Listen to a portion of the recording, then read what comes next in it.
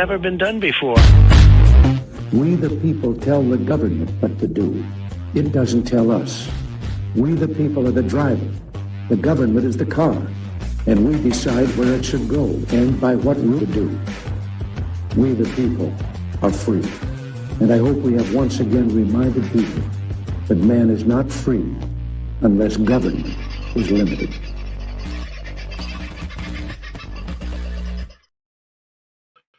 Well, there we go. I forgot to take the picture off. How are you, folks? Having a good night? I trust you are. I'll put that one up briefly, and then I'll come back to here. Oh, look, I've got bloody pictures up everywhere. What's going on there? Don't know why that's there. It's very strange. Don't know why that's happening. How weird is that? Maybe I've got a weird overlay. Very strange. Don't know why that's like that. Sorry, folks. Oh, that's a weird video. We will play that again very shortly. I will get back to you. Sorry, folks. I'm a little bit disorganized tonight. I've been moving back in the bus. So it's been a day, can I just say. Hello to everybody. I've sort of been a bit remiss lately. I haven't been able to have a bit of a chat with the chat. And because I've moved and I had my other glasses somewhere, I put them in a bag. You know where the bag is? Me either. So much shit. Hello, Connie. You were first in tonight. Love you, darling. I hope you and Alan are doing well. Margot, lovely to hear from you. And just doing tea. Good on you. Michelle Bradley Smith, one of our wonderful admins, I should say. Also, the lovely Donna. And you can hear that beeping going on in the background. Sorry, that's a good way to tell you I'm back in the bus. Pardon me, that's the tyre pressure sensors going off because they're saying they're a bit low. Well, they're a bit low because the tyres are cold, but I should have unplugged it and it's a while away, so I can't really do that at the moment. I do apologise. Daniel, nice to have you in. I hope Canberra's treating you well. Black Sheep, you're a legend. What can I say? Just a legend, and I trust you're doing all right, mate. For those folks who aren't aware, Black Sheep lost his dad, earlier this week, and funeral's next Wednesday. So we're thinking of you, mate. Lots of love from the family coming to you, and I know you appreciate that very much. Tony, you are such a legend, a bit like Rachel, who is also a friggin' legend, and I'm pretty confident that Black Sheep would agree with that at this point in time. The lovely Sandy, how are you, darling? I rang you yesterday, but you were off doing Father's Day things. I hope you had a lovely day. In for another week of rain from next Monday. How fabulous. So lapping it up while you can. Skies are full of lines today. All right, well, rain will be coming tomorrow. That's pretty much how it works, the bastards. I'm sorry for you there. Paul, nice to have you in. Paul Revere and the lovely Peter Grace from Penaroo. Lovely to have you in too. Jinder Lee, trust you're doing well, brother. And half a chance you'll see me in your neck of the woods. If Paul Offey's trial continues the way it is, might see me there next week. Tony. We've already said hello to Tony. Harm, hope you're well, mate. And Central Coast, I think you are at the moment still. Are you still around Port Macquarie? Is that where you were? We'll have to catch up, brother. And hello, Paula. G'day, Alan. Toxic, Dusty. How's things going in Tamworth, brother? Hope that's going all right. And thank you for your help helping me with Rachel. I really appreciate that. To everybody in Rachel's crew who's been sending healing to me, thank you so much. It's really working. I mean, it's really working.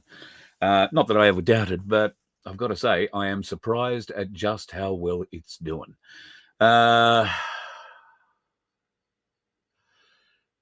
sun today in South Australia. That's what we like to hear.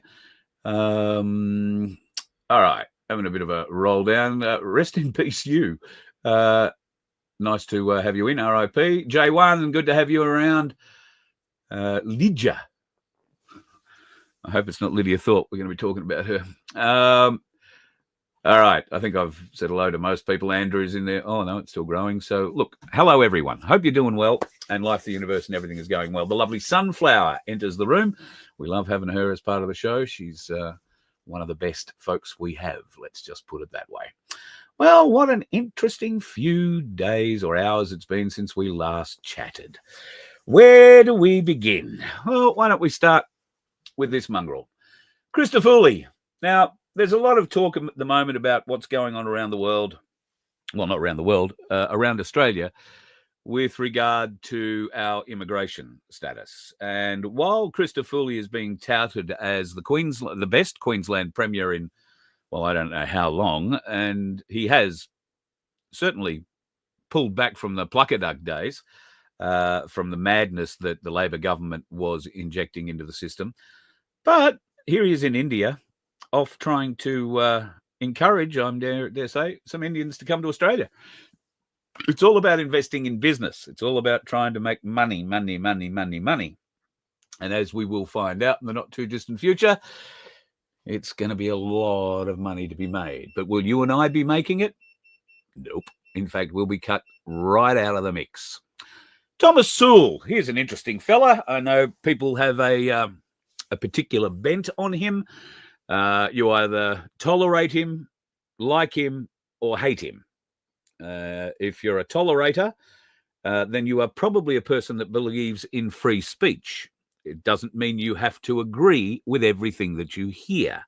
Unfortunately, the numpties seem to believe that, oh, you can't say things because it offends me. We don't care about offence. There is nothing wrong with offending people. All right? It's a way of waking them up. Keep the bastards awake. But this is getting a bit strange. Thomas Sewell is now, apparently, there's 60 or more thousand signatures on a useless petition to send him back to New Zealand, because Thomas Sewell migrated to Australia from New Zealand when he was 6, and he became an Australian citizen. The stupidity of trying to get a petition together to throw an Australian out of his country and immigration, like an immigrant, came from New Zealand at 6 years of age and became an Australian citizen. I imagine a couple of years later. But he has been an Australian since he was a little boy. And while he may have some family back in New Zealand, it's not his. They're all here. Whether they're talking to him at the moment might be a different matter, but they're here. So for those folks who think that that's a great idea, or you want to get on the paddy wagon and bash the shit out of this bloke, I don't agree with what they're saying, Thomas and his crew, and I certainly do not agree with how they portray themselves or push forward. But I believe in free speech, and that means you have the freedom to say what you like. I don't have to like it. All I have to do is restrain my emotions and not punch you in the face if I'm motivated by what you say. It triggers the hate inside me, and I've got to hit you, or I've got to do something against you. God, these are weak people. Weak people. Wake up to yourselves, folks. Words are only words. They can't really hurt you unless you let them hurt you. Poor sobbing little children that they are. Anyway, Thomas Sewell didn't get let out the other night. He's now facing a number of charges over the run up the hill at Camp Sovereignty, they're calling it. It's an illegal camp. Apparently, I don't know why they set it up there. You know, there'll be probably a burial ground underneath the Fitzroy Gardens or whatever it is there, the Botanical Gardens, or the shrine or whatever. It'll be some excuse. And very, very militant folks. How do I know they're militant? Well, because there are pictures of the cars that they attacked along St Kilda Road and around the gardens. Now, whether or not these cars belonged to any of the people who were marching in the parade or at the event with Thomas Sewell, I don't know. But if they were, then that means that somebody was watching. Somebody was watching to see these guys get out in their uniforms, see what cars they were driving, and then go and do this sort of shit to them. Now, you can see the spray paint, but there are also very deep scratches, key scratches over these cars as well. Now, once again, I can't tell you that they belong to anybody from Thomas Sewell's mob, but if they do, it is very clear that the militant little group sitting on top of the hill up there saw these blokes get out, identified them as Thomas Sewell's, henchmen, and decided to go and attack their cars. It wasn't the only thing they attacked that day. In fact, they attacked a number of very small groups, people walking back to their cars in groups of 1, 2, or 3. And these, I don't know what you want to call them, sitting on the hill, hiding under a Camp Sovereignty Aboriginal flag banner, came down en masse. Groups of them came down, bashed these people, bashed them, and then ran back up the hill. The hill was the sighting point. The hill was the observation post. The hill was the key to see who parked where, what they were wearing, and identify those people they wanted to attack. Well, they were very successful at doing that. Unfortunately, they probably didn't expect to get attacked back. And yeah, I do laugh about it. If you punch someone in the face, expect to be punched back. If you scratch their car, if you abuse their property, expect to be abused back. If you are going to shout obscenities and threats and all that sort of shit to people who train very hard to push back against people like that, then you're not very smart, and you get no sympathy from me and many of the people like me. All you do is alienate your cause. You know, aside from the fact that clearly every white Australian is racist, every white Australian is racist. Aside from that fact, well, there are a few other truths that we might be able to put into the mix, but I'm not interested in creating a racial discussion here. What I'm trying to do is shut it down, because there's no point. There's no point at talking about our First Nations people like this. What we need is our First Nations people to come to life, realize what the hell is going on, and get a bit of help the right way from us. Come and help us. We'll help you. We can join together. I know Darren Bergworth's working very hard on that, and quite a number of other things. And Bergie will be on for a bit of a chat at some stage in the not too distant future, I'm sure. But boy, there is a lot of crap going on. And we've got Victoria, the most communistic government in Australia at a state level, and their great mates, the federal government, with Australia's greatest communist and probably one of its longest serving politicians, Andrew Albanese, leading it. And if you thought that, you know, he's not linked, well, he and Dan Andrews are best mates. They come from the communist end of the Labor Party. That's the left, in case you weren't aware. The further left you are, the more communist you are. And you couldn't be more communist than Dan friggin' Andrews and Albo Sleazy. Well, maybe you can, but we're not going to try and push for it. Here's another great idea that the Albanese government has had. They're going to pay $400 million. I think I spoke about this last night. $400 million to take 350 foreign criminals, mostly Tongans and Kiwis and Samoans and that kind of thing. They're going to send them to Nauru. Nauru does things a little bit differently in Nauru. And if you recall a number of years ago now, probably, oh, look, I'm going to say 5, but it could be 10. We sent a whole heap of boat people to New Zealand, to Nauru, to be housed, illegal boat arrivals here. This is when Gillard, so it's longer than that. This is when Gillard and Crud were in charge, and they threw the gates open to the country, and we had 50,000 illegal boat people, minus the ones that drowned, or plus the ones that drowned on the way here. So now, here we are, back at Nauru. Well, what happened back in the day? Those detainees didn't like what was going on in Nauru. They wanted to start running things themselves. You probably don't want to do that in Nauru, folks. You don't want to take on the government. They've got some big boys in Nauru, and they are not afraid of coming in and teaching you a lesson. So good luck to the criminals who are going to Nauru. Are they going to a prison, or are they just going to be let out into the community? In which case, God help you, Nauru. I feel very sorry. Very sorry indeed. The Oversight Committee in the US has had a big day today. The Epstein records have been released. All 33,800 of them. Yep, 33,800. I've had a bit of a look briefly today through some of it. There is a lot of video evidence there. In fact, there is video interviews of Epstein's victims in the case where he actually was convicted and wound up getting a sweetheart deal back in, was it 2015?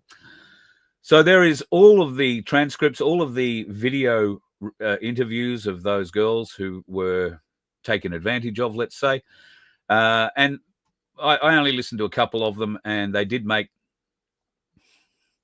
mildly interesting listening. I wouldn't say that they were salacious in any way, shape, or form, but clearly not good. Now, along with the release of these files, there has been today in the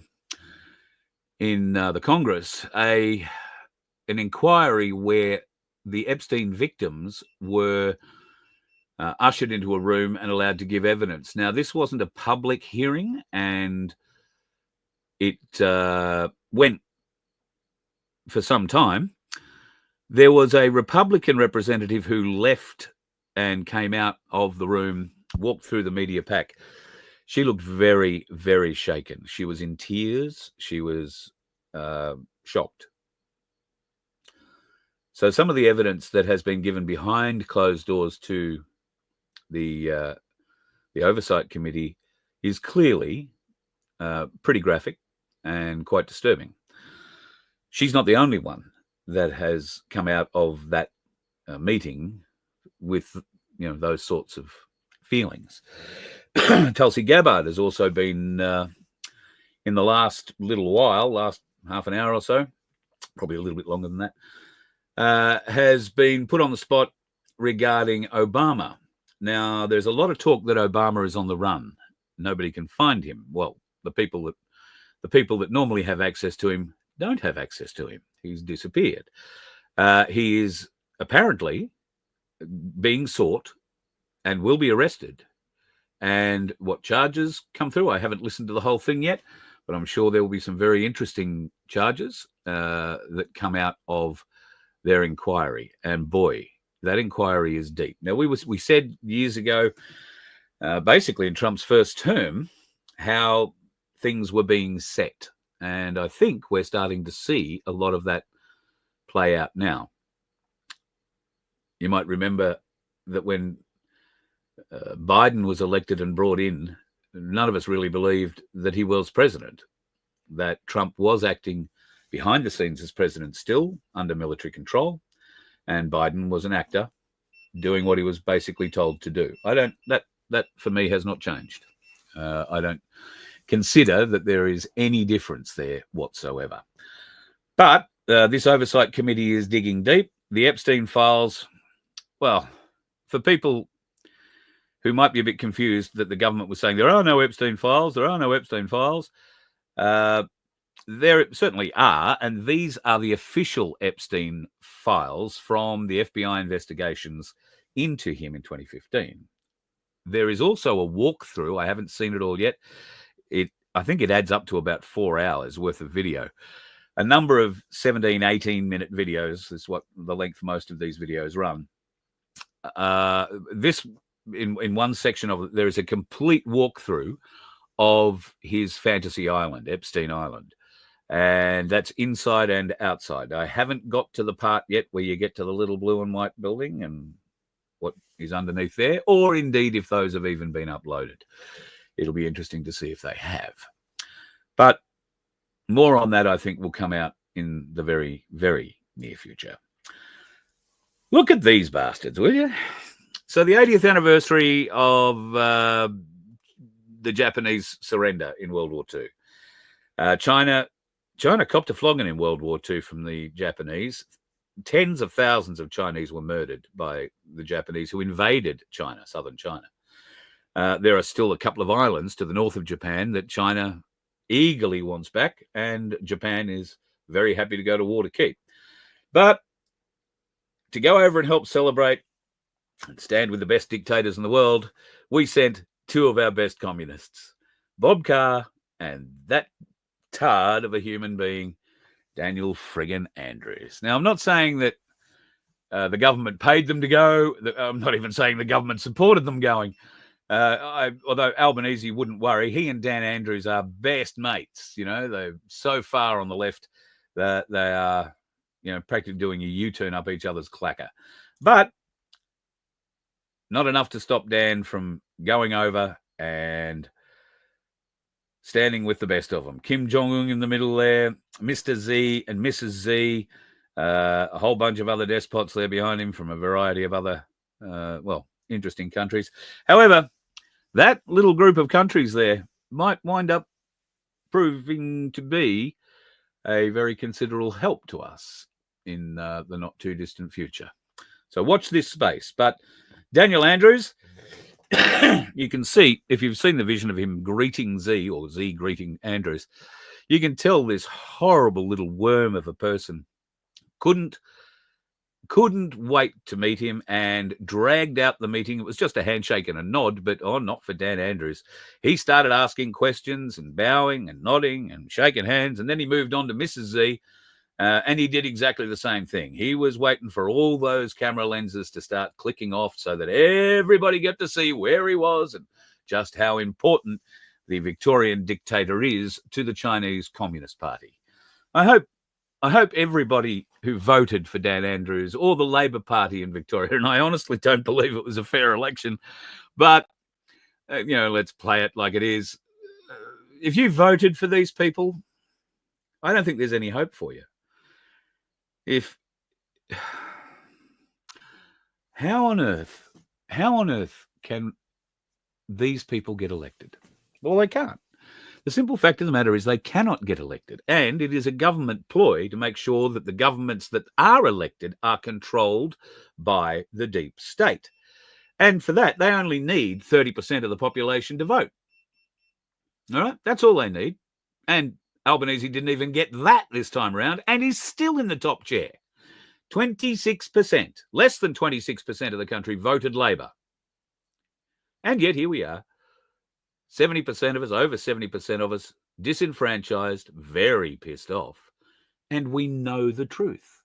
We know this is all engineered. We know this corporate fiction has to end. But how do we convince all those normies that it is a corporate fiction? I posted on my Telegram. If you can go and have a look at that, you'll find some interesting things about how that could change. And I will work that into something probably over the weekend that I can present to you next week that's not going to get me kicked off YouTube or potentially put up for sedition. So there are some very interesting things that we could use to forward the motion, maybe. And what a time. The September the 13th rally that I am going to support, because in Victoria, the division is so bad that they've got 3 planned for that day, 3 different groups. One of them's an anti-racist, one of them's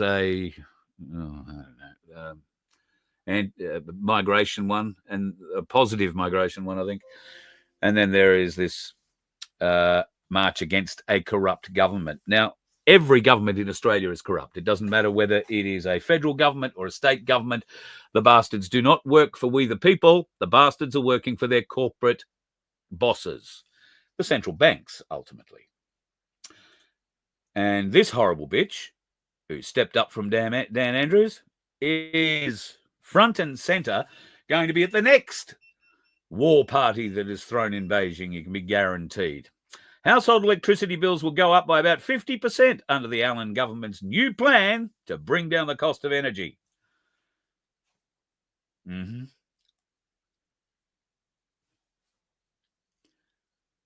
I know you, if you're in Victoria, I know you don't want this. I know that farmers in Victoria do not want wind factories, I was going to say chimes, wind farms on their farms. I know that Victorian farmers are incensed that the Allen government has passed legislation that allows surveyors to walk onto their land and do whatever the hell they like. I'd put a sign up on the fence surrounding the paddocks they want to come into and say, be careful, shooting on site. We've got a fox problem. Do not come on. Active firing. stock control, vermin control, whatever. Keep the bastards off as long as you can. But that's why the Allen government has come up with this legislation, to force you to let them on. It has to stop, people. It has to stop. And the only way it's going to stop is if Albanese cannot lie about the numbers anymore. He was asked today on one of the mainstream media. Oh, no, it was on the ABC. In fact, hang on a minute. Let me just see whether or not I downloaded it. I thought I did, but maybe I didn't. No, I didn't. I do apologize. I should have got that. But Albo is off friggin' tap. And he believes that the march last Sunday on the 31st of August wasn't representative of all Australians. He believes that less than 50,000 people marched nationally. I reckon there were 50,000 people in Melbourne. I reckon there were 20,000 people in Brisbane. I reckon there was probably, I would say over 10,000, probably a lot more than 10,000 in Sydney. In Adelaide, looked like there were probably well more than 10,000 people in Adelaide, plus all the regional centres.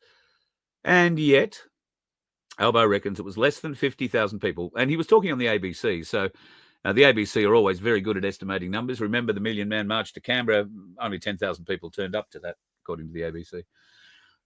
So he goes to the media companies that are going to look after him. He can't be seen on a commercial talkback radio network at the moment, Ben Fordham, can he?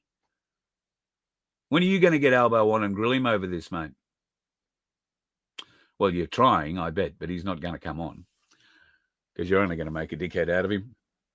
Well, actually, no, you won't, because your producers and everybody else are so hooked up into the background of the politics that if you do that, you'll lose access, won't you? And you'll be worried about that. Personally, losing access to somebody of Anthony Albanese's quality, I wouldn't get too upset about it in any way, shape or form, actually, if I were you. Jacinta Allen has decided that these are the Victorians that she cares about, and I have no problem with her caring about our immigrants. What I do have a bit of a problem with is how many of the immigrants that we are planning to bring in, and there are a significant number. Now, I last night, I gave you a little bit of an idea of what is to come with these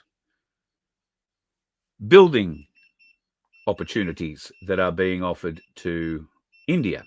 In case you missed it, watch this. And they want to invite all of you. They're willing to help with financial support, to help you develop your businesses in Australia. They're willing to allow you to take all the different technical expertise, whether it's masons, electricians, plumbers, whatever professions or skills are required to build those million homes.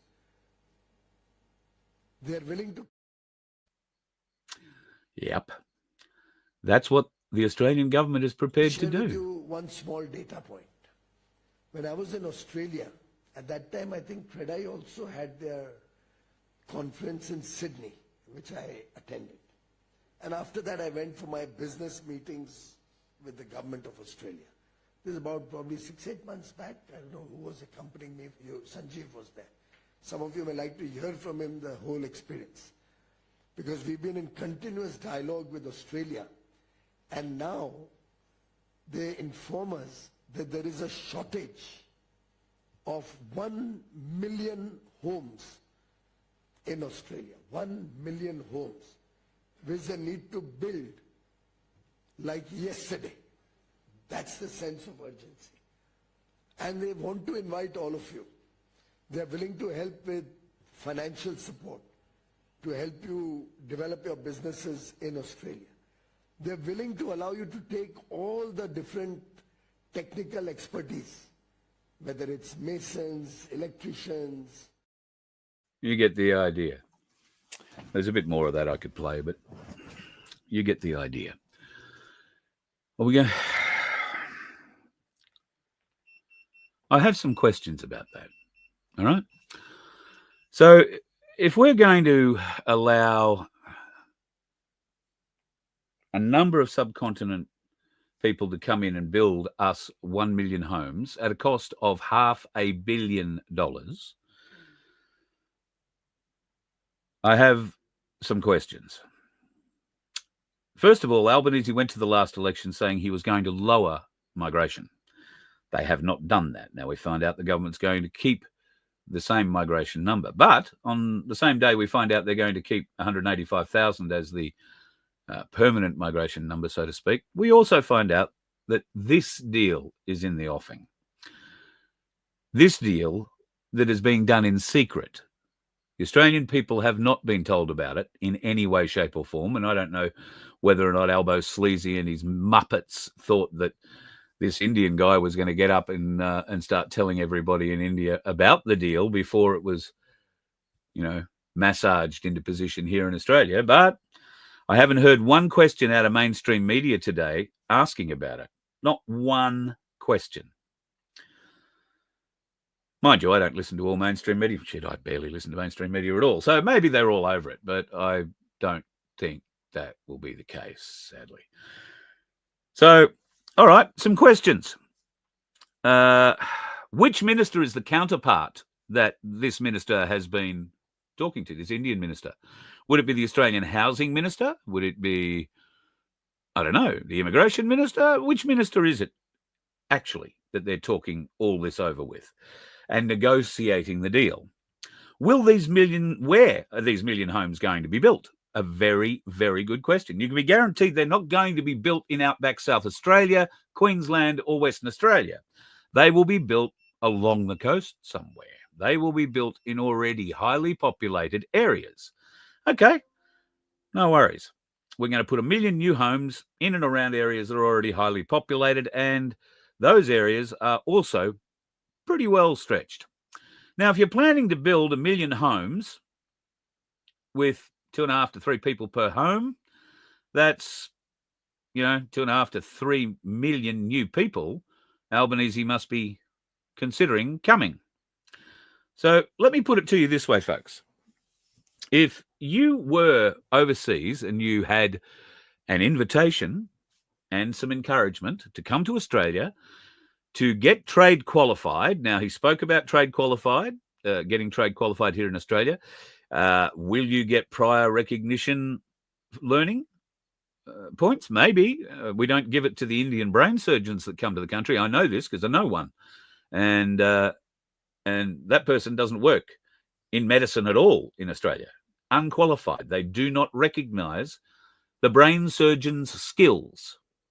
It's all right. If you want to be a brain surgeon, go back to India, they said. So now that person doesn't work in medicine at all and answers phones and sends money out to people crying, which, might be a great thing, but I don't think it's really what they came here to do. They came here to be a brain surgeon. Why wouldn't you?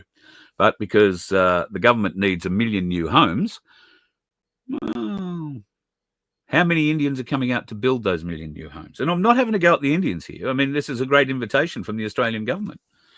Once again, you can't blame the people that are taking up the invitation. It's the government, the corrupt corporate bastards running this country that are doing this.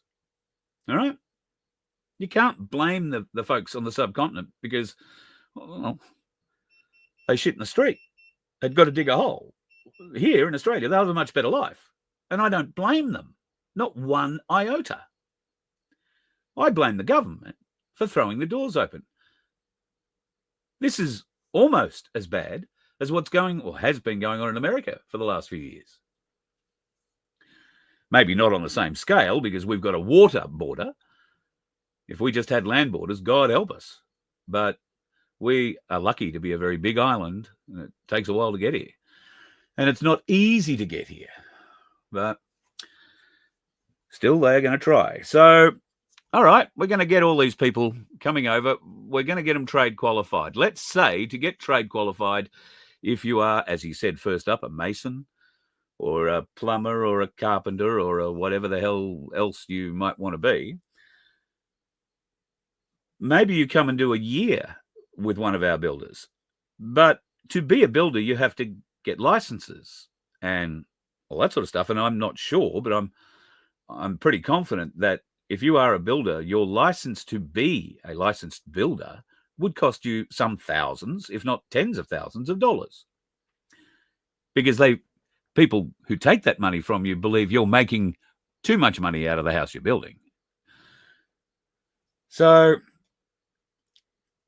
these new builders that are going to come on the scene are going to build 1 million new homes. Now, that's not going to happen in a week or 3. They're going to be here a while. Let's say they've got to do a year of training to get accreditation to work as a builder here in Australia. They're probably only going to do it for a month, but let's say it's a year. How many people do you think will take up this opportunity? Bear in mind, we have architects, civil engineers, people who just, do the manual labor, all that sort of stuff. And this is being done hand in hand with India, who are financing it through the UAE. Who do you think will hold the purse strings when it comes to the employment side of things? And what brown paper bags full of money are going to be given to our unions so that they roll over and let it happen? Union communist scum. If you've been paying your union dues, I urge you to pick up the phone to your union rep and tell him to get off his fat ass and start fighting this, because you and your crew are out. If we are going to bring in, I don't know how many from whatever country to come and be our builders, you can be damn sure that the homes they build will be filled with them. Do you think they're going home after they've built 1 million homes? Do you really think that? Well, I guess some of them might, because $1 billion, there's $500 billion of contract here. There's a lot of money to be made. You could go home to India a billionaire very easily. You could go home a thousandaire and be like a billionaire in India. But they won't. Because why would you go back to live in that when you've built a magnificent Australian palace and you've been paid enough to buy it? You and I aren't going to get any of these 1 million homes, folks. Be guaranteed of it. Where are we going to house these people while they're here building? What is our roads and other infrastructure going to be doing while we are putting an extra 1 million homes into different places around the country? What about hospitals? What about schools, roads, trains? All that sort of infrastructure. Local councils. Well, they'll just open up the purse and say, throw the money in here, please. These are significant issues, folks. But what do we do to try and make it happen in a way that's going to be beneficial to us?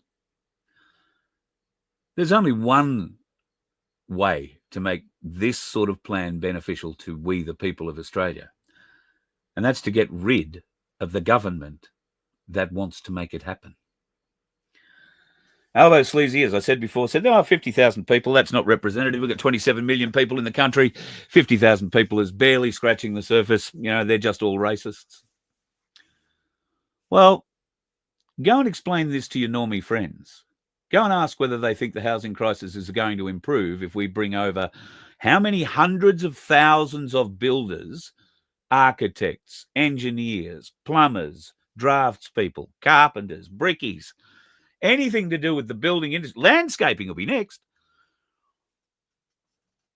Ask them, how many Australian jobs will their grandchildren be able to get? Will their grandchildren be able to live in a home? Will it have 2 or 3 bedrooms, or will it be a 2-bedroom boxed apartment in a high-rise that's 40 stories high?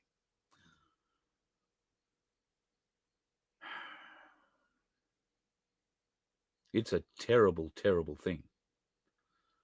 And it's the government, the Australian communist government, the corporate, foreign-owned bastards that are doing this. Like I say, I put no animosity or angst towards the Indians or any other country that this might be offered up to. We just know this secret deal. Who's to say there aren't secret deals? Well, we know there's another secret deal going on in Afghanistan at the moment. They're bringing back the ISIS brides. I think they were kicked out of Afghanistan. They're in Syria, the ISIS brides, and have been since their husbands were murdered. That's what they call it. Their husbands were out doing the murdering. They were shot by Americans or the Allies, and unfortunately, wound up eating a Maverick missile. That sort of shit happens. And these stupid Australian girls gone over there to be jihadi brides, and now they want to bring back their tribe of kids because there's no husband anymore, and the refugee camp in Syria is starting to smell a bit.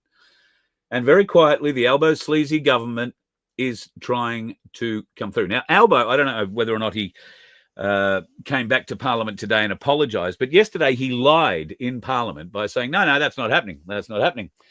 Shortly after he lied in the Australian Parliament, a New South Wales senior police officer who used to be in charge of the anti-terrorism team, and I think these days is an assistant commissioner, came out and said, well, I was part of the meeting, and yep, that's definitely happening. And if the AFP aren't taking the lead on where these ISIS brides are going and how they're going to be reintegrated into the community, then New South Wales will play that leading role. We're just having a meeting next week to figure out who's going to hold the reins on this, but it's definitely happening.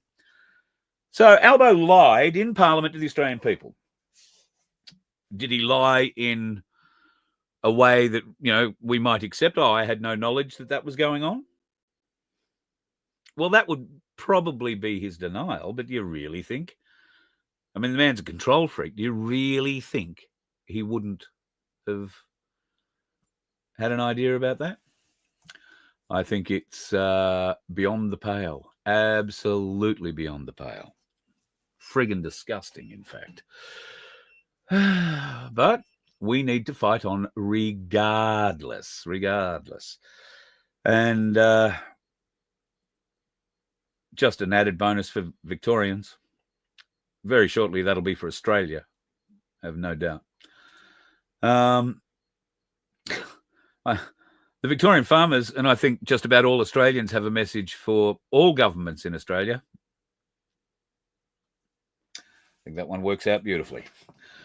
There's Christopher Foley. I told you about him at the start of Life, the Universe, and everything. All right, let's get on to a little bit of fun here. This is an LRAD, a device, a long-range acoustic device is what LRAD stands for.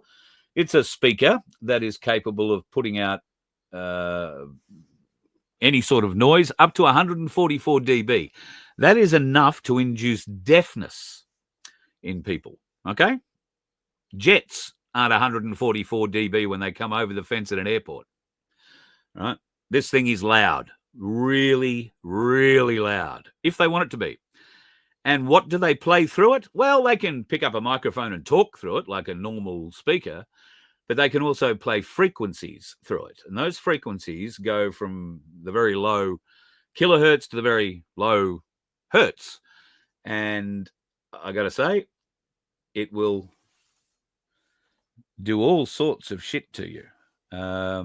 They can rearrange your internal organs, some of the, subwoofers in your car, right? Warn your kids if they've got a subwoofer mounted up against the back seat of their car and they've got friends who are sitting in there and they're driving around playing, their doof music all day and all night. I can tell you from experience, I wasn't the one sitting in the back seat. I know the people who were, because we did just that. Drove around for about 3 days playing nothing but loud music with a big bloody subwoofer in the back mounted up against the back seat. Two of the people that were sitting in the back, there were three, two of the people in the back started pissing blood within a day. They thought, God, I've got cancer. But when it was both of them, and then the other one was having some issues too. He was very sore. And it was the doctor that told us about the subs. Subsonic sound is dangerous, folks. It can move your internal organs. It can do all sorts of stuff. And the thing is, you can't hear it. It's very low. So I mentioned last night that Jay Hernandez, who I picked by voice, Jay, you'll be pleased to know, was in Melbourne and he came across one of these things. What is he holding here? Looks like an energy weapon, yeah? What the hell is this? That's not an energy weapon, is it? Mate, you can't use it on the people. Speaker, mate. Stop. I hope it's a speaker. Oh, well, we'll take Don't use it on me. Don't use it on me. It looks suspiciously like that LRAD thing, doesn't it? I mean, do you really think it? Well, it's just a speaker. It's just a speaker. Just a speaker. If you see the bastards at your next rally walking around with this, call them out on it. That is a direct energy weapon. Call them on it. See how uncomfortable that Victorian copper was when he was called on it? Couldn't get away fast enough. Didn't want to talk about it. It's a speaker. Pity Jay doesn't understand speakers. Yeah, mate? Tell us the frequencies it works in. Tell us what you play through it. And the scum couldn't have run faster. Well done, Jay. Bloody great effort, mate. I think you're the only person who captured that. Certainly the only vision of it I've seen, and you need to be patted on the bloody back, mate. Well done. Filth. Doing this sort of shit. Just filth. President Trump. Well, he's calling for drug companies, including Pfizer, to release all the spicy cough data to prove whether or not Operation Warp Speed really was effective. And that has a different side of the coin on the back of that. You'll probably be able to figure it out yourself. And a bit of interesting news from Richard Branson's part of the world. Necker Island, his private island, well, pretty much right next door to Epstein Island. His chef has died in what's being called a freak accident, found fatally injured after driving an electric buggy off a road on Necker. That'd be the second chef that's died in mysterious circumstances. Not Branson's second chef, but there have been a number of chefs who have passed away in rather freaky and freakish ways. Chefs. I wonder why that would be. What would they be chefing, do you think? Sydney's coming together on the 13th of September, and they're coming against the corruption of our government. Get behind it, folks. In fact, there's a very high chance I will be at that event in Sydney. I know the people. Mick Sims is putting it on, Mike Sims, and I think Mary Jane is also part of it. So they're looking to get on the Harbour Bridge, and by the look of that, they've been given permission. So they've been working on this for a little while, so we'll see. But there's every chance that I'll be in Sydney for that. So we'll see how that goes out. Tricky is putting on the event here in Brisbane, and I have offered, but I haven't heard from him, if they needed streaming. But if they don't, then I'll happily go down to Sydney and do it there. It'd be good to catch up with Mick and the rest of the crew down there, and I'm sure there'll be a lot of you folks that we can catch up with as well. I'll only be going to march against the corrupt governments. If there is any other march planned for that day in any other city, any other where, don't expect me to say nice things about you organising it. I'm not going to. Get behind one thing: the corrupt government of this nation. Get behind it so we can kick its ass and get rid of it. Albanese says only 50,000 people came out to march last Sunday or Sunday before, whenever it was. 50,000 people Australia-wide. Well, what we need to do on the 13th of September under one banner, get rid of the corrupt government in this country. And I call on every police officer, I call on every military officer to really start looking at what our government is doing. Many of you don't know that you are part of the corruption, but you are. We, the people, need you. We need you to wake up. We need you to become one of us. We need you to protect us. And that's a two-way street. We will protect you. But you weak-gutted bastards walking around in your black uniforms holding those Jew weapons, that's probably bad, but the Jew direct energy weapon thing. You bastards need to be put up against a wall and have one of those put against the front of you at 144 dB. I wonder if that's what they do in the academy when you train to use these things. You've got to, apparently, every policeman has been tased, so they know what being tased is like. Well, I would like to stick your face in front of one of those speakers at 144 dB from I'll be generous, 100 meters away. I'd love to see how you react. If you'd ever been on the receiving end of something like that, unless you are one of those evil bastards that we are hunting, you can't push that button in good conscience. We call on the good police, the people that want to do the right thing in their uniform, to protect we the people, to stand by, walk with us on September the 13th. Do not form lines to block us in. Do not kettle us into little areas so you can spray your fucking foam on us. One day the people will fight back. And your puny little uniform, your little guns, your little tasers, and your pissant little pepper spray won't be enough. Wake up, police. Wake up, military. The people of Australia have had enough. We need your help. Don't make us make it that obvious. Grow some balls. From the lowest of the low in the Army, Navy, and Air Force, in rank, I mean. You are the people we need. You are the ones who know right from wrong.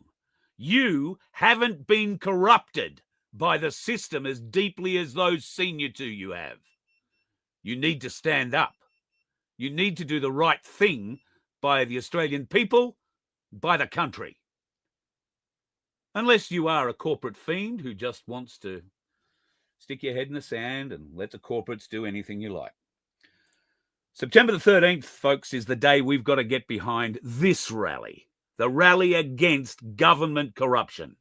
It's happening in every capital city. I've only got the Sydney and the Melbourne banners at this stage, but I'll get the rest of them up when they turn up. They will turn up, I have absolutely no doubt. It has to stop. It quite simply cannot go on this way. 1 million new homes. There is no friggin' way 2.5 to 3 million Australians who are living hard, rough, in their cars, in tents, on the friggin' streets are going to get any of those. Not at all. I would urge you to watch something Topher Field put up. I don't know if it was yesterday or today. It's a very good analysis of the housing industry, although when I first heard it, he was making a lot of excuses, saying, it's not really the people who own all the houses' fault, they're subsidising your rent. It's a hard one to push. However, he did point out that, if they are subsidising it, they make all that back and a bit more when they sell their property, and that's what it's all about. Now, the government wants to take capital gains and all sorts of other taxes off them when they sell that house, and that's why the rents are going up, yada, yada, yada, yada, yada. It comes down to having affordable accommodation. And the government makes sure that builders cannot build affordable accommodation. Once again, I urge you to watch that report that Topher did. It is well worth the 15 or 20 minutes that it runs to actually get an idea of how the system is played. And they are playing it, the bastards. They are playing it long and hard. So what do we do, folks? When you see police at these events, talk to them. Don't yell at them. Don't scream at them. Don't abuse them. Talk to them. We have things we have to do. We have to bring them to our side. And it's much easier to do that with honey than it is with anything else. But if they're holding one of those things, well, come at them from behind. That'd be my advice. This bloody computer is playing up on me. I may just get kicked out of the studio here for a second, folks.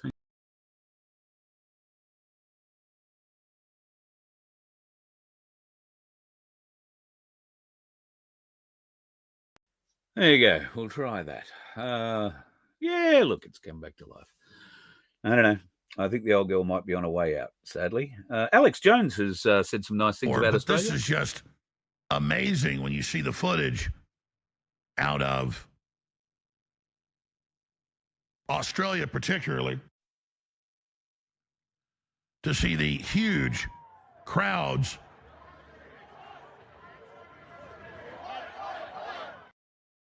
He was very impressed. He went on for quite some time saying how great it was to see the Australians get out and do things. Benjamin Fulford has a report on Donald Trump. It's clear that the Donald Trump, the real Donald Trump, the 6'3" Donald Trump, has not been seen since June at the G7 meeting, which means probably that Canadian Prime Minister Mark Carney knows something about why the real Trump disappeared. Immediately after that, we saw a fake Trump try to start World War III with Iran, and led to one of the biggest military defeats in U.S. history, although they were trying to censor that. And now what's happening is that the White Hats have their own Trump avatar, who's not the 6'3" one. He's shorter, but he is carrying on the White Hat agenda. And one of the top priorities is to remove Barack Obama. He is now in hiding and is being hunted down, and for good reason. Here's a picture of him again with this Japanese girl that was given to him, and George Clooney, who seems to be zipping up his pants. Okay, these are the kind of people we're dealing with. And this fight is going to be to the death, because these people are not planning to go quietly into the night, and they're doing everything in their power to keep us under control. This week I was sent a whole bunch of videos. Hearing those words makes me think of a girl that had her 15 minutes of fame through Channel 9 some years ago. Chick, chick, boom. Remember her? Well, I think we're going to hear a bit of that. I just don't think we're going to hear it anytime soon. So I hear you, and I know I've run over time again tonight, but I hear you saying, how the hell do we wake the normies up? How the hell do we teach them about the deep state? They don't understand it. They'll never understand it. They're not too friggin' bright. Well, David Steele has a pretty good way of explaining the central banks of every country in the world are under the control of the Rothschilds, the Vatican, and the Chabad Jews. The leaders of these central banks are hand-picked and approved by the Rothschilds. The same is true of most bankers. For instance, the major leaders of Morgan Guarantee and Citibank and Goldman Sachs and so forth, these people are all approved by the Rothschilds, the Vatican, and the Chabad Jews. They are not elected. They are not selected on merit. They're selected on the basis of being loyal to the deep state. People need to understand that the deep state is above governments. The deep state essentially consists of the Rothschilds and the Vatican, including both the Black Pope and the White Pope, as well as the Chabad Jews. They use the Freemasons and the Knights of Malta at the highest levels as their fixers, and they use world banks as their managers. Most governments have two parties that are elected by 30% of the public. The other 70% of the public is disenfranchised. The politicians and the military leaders and the bankers at the national level are the best of the servant class. They comprise the shadow government, but they are not the deep state. They are the servants of the deep state.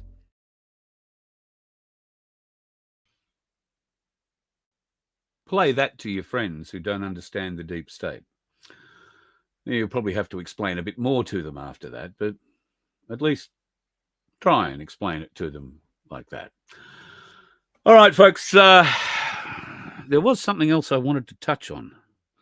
What the bloody hell was it? Let me just have a look here on my little bit of paper that may or may not be Oh, God, it's gone and I'm hiding. I've got 3 screens now and I'm unable to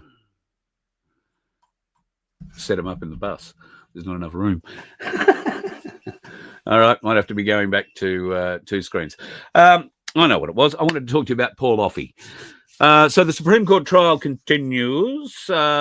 If you caught up on my Facebook page today, I posted a bit of an update that Michael shared this morning. I spoke with Michael last night. Felt really bad. It was after 10 o'clock when I spoke to him. He was just about to go into bed. But we spoke for an hour and I got a good update on what's happening with Paul. So a lot has happened this week, and the jury were given the opportunity to go and visit the truck, which is in the impound yard in Canberra. And Paul got to see the truck for the first time in 3.5 years. The bastards have wrecked it. Estimate somewhere between $80,000 and $100,000 to get the thing running again. It'll need 6 new tires. It'll need a new paint job. It needs, it doesn't just need a new window on the driver's side. Somehow, somewhere, some reason why, some asshole has strapped the doors together in such a fashion that they've warped the doors, and now one of them doesn't close. Anyway, aside from finding out just what sort of a state the vehicle is in and how much these bastards will be up for should Paul win his case, it was a very interesting exercise. Apparently, they applied to have all the jurors go and have a look at the truck for a very good reason. And that's because the prosecution was using Paul's own GoPro cameras. He had one mounted in the windscreen on the right and one on the left-hand side of the truck. And I think he had one behind him as well that was also looking out. They were mounted in a fashion that gave me pause to think, well, hang on, that's not the same head height as the driver. So that's what they wanted to go and find out. Could you see the police standing in front of the truck from the driver's seat? And in evidence this week, one of the prosecution witnesses, a very short policeman with small man syndrome and very little angry turd, he was very verbose and very, I was scared for my life. And if you're scared for his life, he probably wouldn't have walked out in front of a friggin' truck.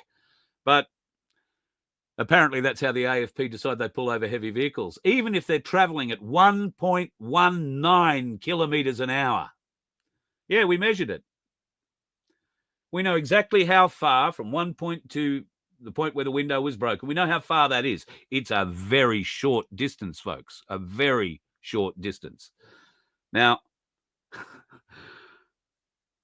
with such a short distance and the ability with a bit of maths, and Michael's the maths guy, they were able to figure out over distance and time how long or how fast the truck was traveling. 1.19 kilometers an hour. The average walking speed of a fat bastard like me is 5 kilometers an hour. Yeah, that's aggravated drive at police, that charge. Aggravated drive at police. The trumped up one, the one that came after he'd been arrested and released, the one where they decided they wanted to try and keep his truck under the proceeds of crime legislations, the Coca Department in Canberra, one of the filthiest bunches of legal pricks I've ever had anything to deal with. And they are just evil. But they are working in Canberra, the evil hub of Australia. You wouldn't expect much more of them. Well, I think they've had their asses kicked in certain ways because every juror agreed to get up in the truck and view out the front. And because the little policeman, the angry little turd who wanted to try and nail Paul's coffin shut during his evidence the other day, he came out and, wouldn't come out and stand in front of the truck so the jurors could see him. So the jurors put one of their own, the smallest person they had, who was about the same size as this pissweak short little copper, and they put her out the front. I think it was her. And they put her in different positions. Now, one of the big factors when you're using TV cameras or video cameras or GoPros is perspective. Perspective of a GoPro camera is not a correct perspective. GoPro cameras warp the image, okay? Look, I can get into it, the technicalities of it, but there's no real point. The picture that you get out of a GoPro is not the quality. It doesn't give the dynamic perspective that a picture taken from a professional video camera takes. And that's exactly what Rob Reed had on his shoulder and was running around chasing the Aussie Cossack with that day. So thankfully, they were able to cross-compare the pictures. The picture taken from the GoPro, where the policeman was supposedly standing, versus Rob's external vision, which showed people around the vehicle, but like we, the people around the vehicle, were not near it, not being impeded by it, and certainly in no danger of being hit by it. Part of the prosecution's case, of course, is trying to say that Paul was driving erratically and, in an aggressive manner, while everybody was walking faster than he was driving. So, anyway, I think the jurors would have found that perspective enlightening from the driver's seat, as opposed to where the cameras are mounted much higher on each side of the truck. All right, the cameras are mounted a good 6, maybe 8 inches above Paul's head. And that changes the perspective, because in the GoPro cameras, you can see the top of the police caps, but from the driver's seat, you can't. And that's exactly, I think, what the jury discovered. I hope they discovered that. We seem pretty confident that that was a thing. Today, I'll ring, as soon as I finish the show, actually, I'll ring Michael and get an update of today. Paul was on the stand today. He was cross-examined by the prosecution. He was given an adjournment yesterday because he should have been up yesterday afternoon, but you have to understand Paul is running this case. He ran 4 witnesses yesterday on the stand. That is a huge amount of work, not just for a dyslexic with 3 brain injuries, but for the 2 people, Michael and another man who was there helping him. Do you want to know how they're doing this for a cross-examination? They write out every word Paul needs to say. They go through the entire process for every witness and write out everything they have to say, that Paul has to say. And then, if during the course of the answers that these witnesses are giving, more questions arise, these have to be typed up and put up on a screen for Paul so that he can add them into the examination at the right time. It is a huge effort. The courts have made this impossible for him to get a barrister that would legally represent. I don't think there is a barrister in this frigging country that actually wants to go and fight for truth, fight for honesty anymore. They all want to plea bargain. Oh, look, we'll drop all these charges if you plead guilty to that one. No. Paul won't plead guilty to anything he did not do. Now, whether that's just the brain injury or the staunch man inside of him, which I believe it is, God love him. He's an inspiration to all of us. And do you know what he did for the jurors? He went to the judge when they were out at the truck. He went to the judge and said, "Do you mind if I give all the jurors a safety briefing, Your Honor? Because getting into and particularly getting out of a truck is not something that people are used to doing, and it is dangerous. If you slip, you fall, you will hurt yourself." And the judge allowed him. Now, I would have thought any human being would view that alone. Paul wasn't doing this to aid his case. He was worried about the jurors hurting themselves. He didn't want anybody climbing up into what is his truck and falling out of it. So he demonstrated 3 points of contact, go up the same and come down the same way you went up. Do not turn around and try and walk out face first out of a truck. You will go ass first out of it and wind up flat out, probably on your back or your bum, 4 feet below where you started. A very unpleasant ending. But I would hope the jurors took that on board as well, and I would hope the judge takes that on board. I hope that I'm sure Paul has demonstrated the kind of human being he is. He's the kind of human being who wouldn't hurt another soul. He's the kind of human being who's conscientious and caring. He's the kind of human being who doesn't want to hurt anybody. He just was trying to get where he was told he had to go. And unfortunately, the coppers changed their mind by the look of things. And then things may have been, I'll be generous, say lost in translation with the Aussie Cossack. And lo and behold, they get up the top into a place where supposedly he wasn't meant to be. And a fat little woman wearing a very large badge decides, against all other senior officers on site, to allow an officer who had already been and asked somebody else if he could smash the window. She nodded and he got his chance to smash the window. He also reached in and turned off the air brakes, making the vehicle unsafe.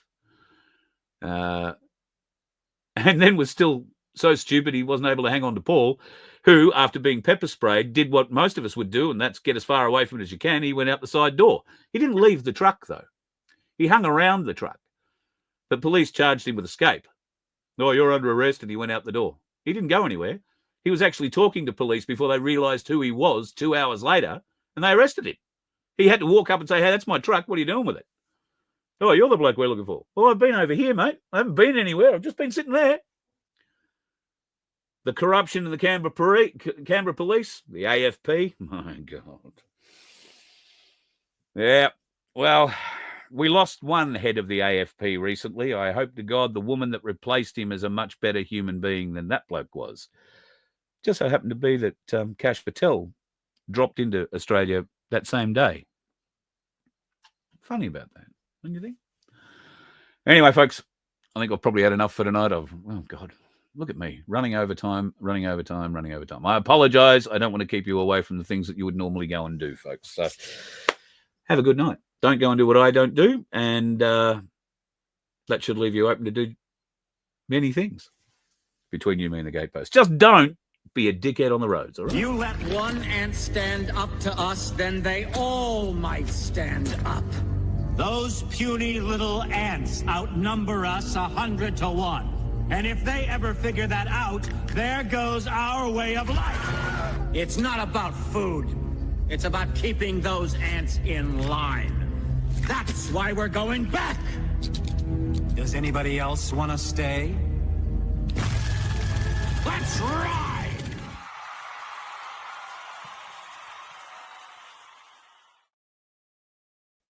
Hey, don't forget, folks, can probably do with your help. I'll pull that thing down. We can probably do with your help with our lottery. I forgot to tell you about it at the front of the show. It's only $2 a ticket.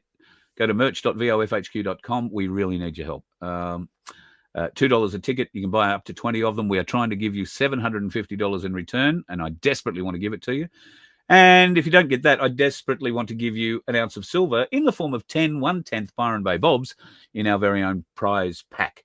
So if you're keen, reach out to me through email for one of those Byron Bob packs, carl@vofhq.com. Or if you're just keen to try and win one, or $750, then merch.vofhq.com and click on the Sanctuary $750 link, and you'll be able to get your ticket there. I can't thank you enough for your support, folks. And without it, I really don't know where we'd be. Probably not here, put it that way. Have a good night.